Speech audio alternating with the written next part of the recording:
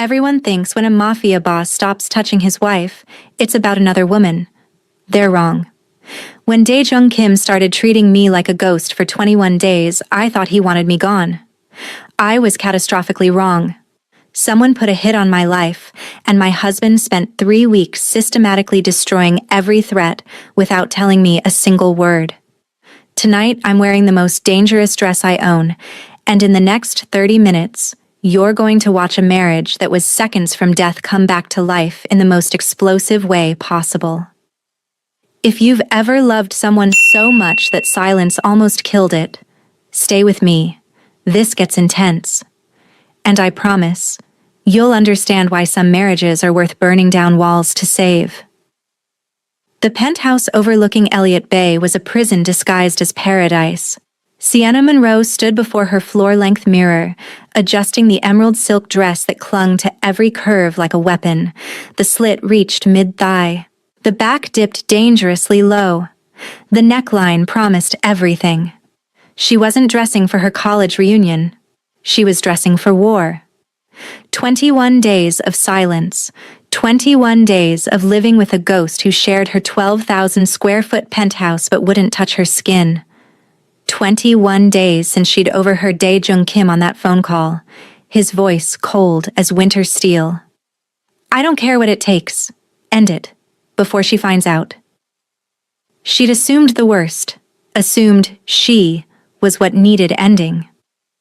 But here's where it gets crazy. The guest suite door opened, footsteps in the hallway, that particular weight of presence that made air pressure shift. Dae-jung Kim didn't enter spaces. He conquered them. 6'2" of controlled power in a charcoal Tom Ford suit. Black hair styled back, emphasizing sharp cheekbones, a jaw that could cut glass, and those eyes, dark, dangerous. Eyes that used to devour her whole and now barely glanced her direction. You're going out. Not a question. A flat observation. Howard University reunion. You said you'd come 3 months ago. That was 3 months ago. Before the silence, before the distance, before this frozen wasteland. I'm going anyway. She expected him to leave. Instead, he stepped closer. The scent of sandalwood and expensive secrets wrapped around her. Not in that dress. Sienna's hand froze. She turned slowly. Excuse me? You heard me. Change. 21 days of cold shoulders and now he wanted to issue commands? I'm not changing. Sienna. Her name was a warning, the voice he used on men who owed him blood. That dress is inappropriate. For what? Being seen? Being remembered? Being anything other than the ghost you've turned me into? And this is the moment everything explodes. You think I haven't been paying attention? His voice dropped to something dangerous. I know you take your coffee at 6:15 every morning. Black, no sugar, standing by the east. Windows. I know you're on chapter 7 of your manuscript, the scene where your protagonist realizes she's been running from the only person who truly sees her. I know you bite your bottom lip when you're thinking. I know you haven't been sleeping. Your light stays on past 2 a.m., and I know that dress is for someone else's eyes, not mine. The air crackled with 3 weeks of unspoken words and untouched skin. You're right, Sienna said softly, dangerously. It's not for you. Because for 3 weeks, you've made it crystal clear you don't want to look at me. Don't want you? The laugh was harsh, broken. Sienna, not wanting you would be easier than breathing. Not wanting you would save us both. From what? From me. From what I am. The enemies I've made. The blood on my hands that never washes clean. Wait for it. His hand lifted, cupped her face with devastating gentleness. The Takahashi Syndicate is moving on the port routes. The Volkov Brotherhood wants my territory. And the Reyes Cartel? They know about you now, Sienna. They know you're the one thing in this world I can't afford to lose. So they're coming for you. And I thought if I could make you hate me, push you far enough away, maybe you'd leave. Maybe you'd be safe. Sienna's breath caught. That phone call. End it before she finds out. I was ending a contract on your life. Before you found out someone had put one there. The word mine hit her like a physical thing. Possessive. Absolute. Everything she'd been craving for 3 weeks of starvation. You could have told me. And made you a conscious target instead of an ignorant one? He shook his head. I'd rather have you hate me and alive than love me and dead. That's not your choice to make alone. Her hand covered his. I'm your wife, Dae-jung. Not your responsibility to manage, your partner, your equal. And you took that away when you decided silence was protection. I know. Raw. Broken. I know, and I'm sorry. But tonight, his gaze dropped to her dress, something heated and hungry flashing across his face. Tonight you're not going to that reunion looking like every man's fantasy unless I'm standing beside you, making it clear whose fantasy you actually belong to. Possessive much? With you? Obsessively, dangerously, completely. He leaned in, mouth hovering above hers. So yes, Sienna. Wear the dress. Drive every man in that hotel insane. But no, I'll be right there, making sure everyone understands. His lips brushed hers. That you're mine. But nobody tells you what happens when a mafia boss decides to reclaim his wife in public. The Fairmont Olympic Hotel glittered like a jewel box of memories and expensive regrets. Sienna walked through the grand ballroom with Dae-jung's hand possessive on the small of her bare back. A brand of heat that announced ownership to everyone. And everyone glanced. The emerald dress moved like liquid sin. But it was the man, beside her, commanding, dangerous, devastatingly beautiful, who stopped conversations mid-sentence. Sienna Monroe? A woman approached, eyes calculating as they swept over Dae-jung. Oh my God, and this must be the mysterious husband. Kim Dae-jung. His handshake was firm enough to make her eyes widen. I've been looking forward to meeting the people who knew her before she became mine. Deliberate, territorial, absolutely effective. Women's gazes shifted from appreciative to envious. Men's interest cooled under Dae-jung's stare that promised consequences. Here's what nobody tells you about territorial men. We need to catch up. What have you been doing? I got married. Dae-jung's thumb traced circles on her spine. Built a life in Seattle. Started writing. Writing? What kind? Romance. Dae-jung answered before Sienna could. She's brilliant. Her manuscript is going to devastate the industry. Sienna's heart stuttered. He'd read her work? During 3 weeks of silence, he'd been reading her words. And what do you do, Mr. Kim? A man joined, his gaze lingering on Sienna's neckline too long. Dae-jung's hand tightened imperceptibly. Import, export, international logistics, maritime trade routes. Technically true, minus the underground networks and territory wars. The man shifted uncomfortably. Sounds lucrative. It allows me to give my wife everything she deserves. Dae-jung pulled Sienna closer, lips brushing her temple. Including my complete attention and protection. The message was clear. She's taken. She's treasured. And I'm dangerous. But wait. This is where possessive becomes dangerously sexy. You're enjoying this, Sienna murmured as they swayed on the dance floor, no space between their bodies. Watching men realize they never had a chance with you? Absolutely. His mouth grazed her ear. Watching them understand this. His hand slid lower, near the slit revealing her thigh. Is mine to touch, and theirs to only dream about? Even better. You're territorial. With you. Primitively so. He spun her, then pulled her back against his chest. 3 weeks of not touching you nearly killed me, Sienna. Every morning watching you in that silk robe. Every night knowing you were in our bed while I was exiled. Hearing you through the walls.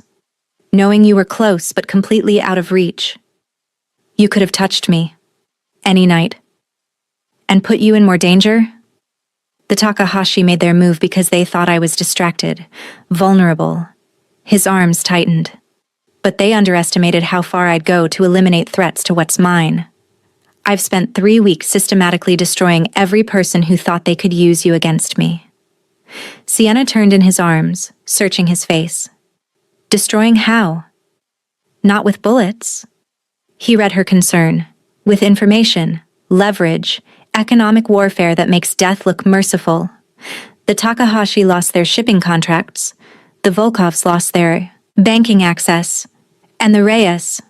His jaw hardened. They lost people who thought loyalty was negotiable. And now? Now you have a security team you'll never see, but will always be there. Now every transaction includes your safety as non-negotiable. Now. He cupped her face with both hands. Now I'm done protecting you by pushing you away. I'm keeping you close, keeping you informed, keeping you mine in every way that matters. Good. Sienna rose on her toes. Because I'm done being kept in the dark. Done being protected like I'm fragile. I knew what I was marrying into, Daejung. I chose you knowing the danger. The difference is, I chose to face it with you, not hide from it alone. His kiss was possession and apology and promise. Deep. Consuming. The kind that made the ballroom disappear. When they pulled apart, his forehead rested against hers. Let's go home. The reunion is over for us. His thumb traced her bottom lip. I've spent 3 weeks starving for you, Sienna, and I'm done being patient. And this is where patient men become dangerously impatient. The penthouse had never felt more like home than when Daejung closed the door and immediately pressed her against it, his mouth claiming hers with 3 weeks of pent-up hunger. The emerald dress was expensive, beautiful, and absolutely in the way. Daejung, I've watched you in this dress all night, watched every man want what's mine, watched you move like art and sin and everything I've been dying to touch. His hands found the zipper, drew it down with agonizing slowness, and now I'm going to worship every inch of skin I've been forbidden to taste for 3 weeks. He lifted her, her legs wrapping around his waist as he carried her to their bedroom. Their bedroom. Not the guest suite, not the exile, and laid her on silk sheets that still smelled like both of them from before the silence. I love you. The words fell like a confession. I've loved you since you walked into my life and refused to be intimidated by what I am. And I will spend every day for the rest of my life making sure you never doubt that again. Sienna pulled him down, hands in his hair, heart finally whole. Then show me. Show me what 3 weeks of missing me looks like. Show me how you're going to make sure we never let silence come between us again. And he did. With hands that knew every curve, with lips that traced every forbidden place, with whispered promises in Korean and English that painted their future. Honest, together, unbreakable. But here's what nobody tells you about dangerous men in love. When Seattle dawn broke through their windows hours later, they lay tangled together, her head on his chest, his hand in her hair, breathing finally synchronized after 3 weeks on separate rhythms. The threats, Sienna murmured against his skin. They're really gone? Minimized. Controlled. But never completely gone. Not in my world. His fingers traced patterns on her shoulder. Which is why from now on, you know everything. Security briefings, business meetings, dangerous players, shifting alliances. All of it. Partners. Equals. He tilted her chin up, dark eyes serious. I won't lie and say there's no danger, but I promise we face it together. Every decision that affects you, you're part of making. Your voice matters as much as mine. And if I want to go to another reunion in a dress that makes grown men forget their names? His smile was slow, dangerous, promising. Then I'll be right beside you, making sure they remember mine, making sure everyone knows the most beautiful woman in any room chose me, keeps choosing me, will always be choosing me. Sienna kissed him slowly, deeply, sealing the promise.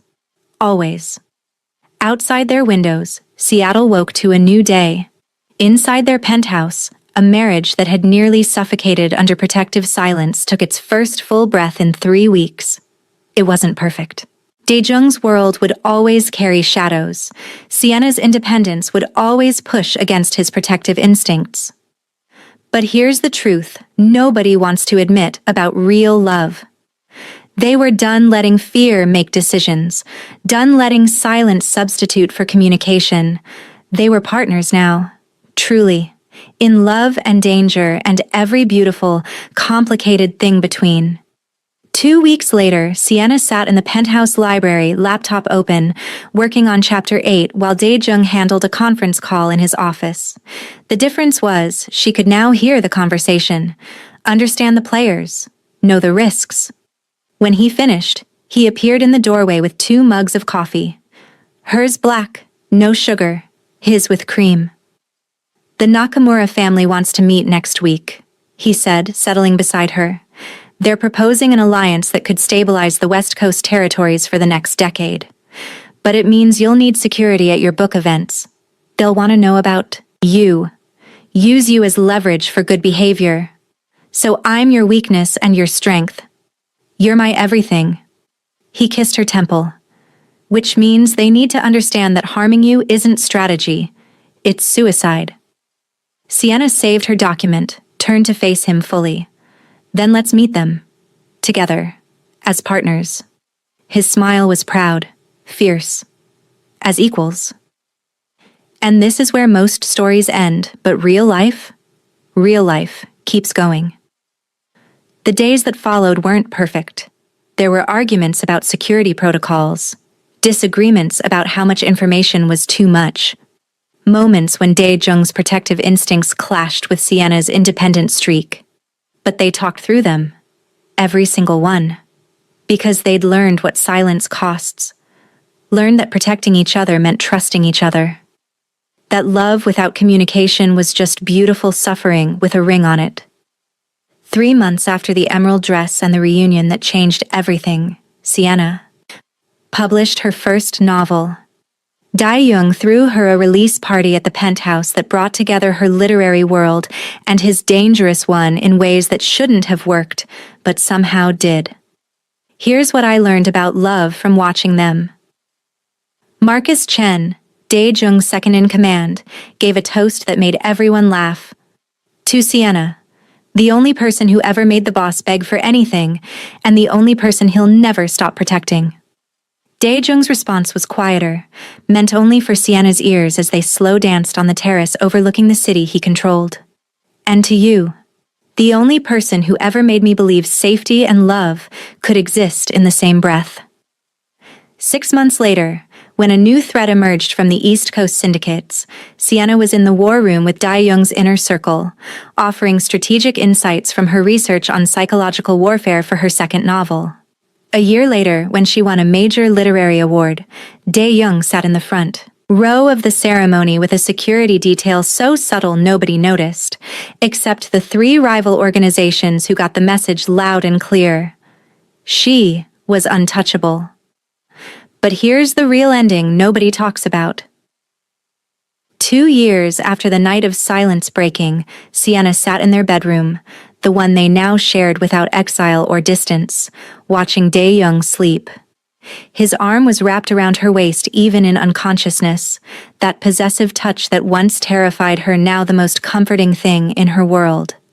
She thought about the girl who wore an emerald dress as armor, the woman who almost let silence kill the most important relationship of her life. The wife who learned that real partnership means facing danger together, not hiding from it alone. Marriage to a dangerous man wasn't what romance novels promised. It was harder, more complicated, required constant communication and trust that most people never build. But it was also deeper, more real, more worth fighting for than any fairy tale. Because in a world where loyalty was currency and trust was survival, they'd built something unbreakable, a marriage that refused to die, even when everything tried to kill it. And That was worth every moment of silence they'd survive to find their way back to each other. If this story reminded you that real love isn't about perfect moments but about choosing each other through the imperfect ones, hit that like button. Share this with someone who needs to hear that communication saves what silence destroys. And remember, the strongest relationships aren't the ones that never break. They're the ones that refuse to stay broken.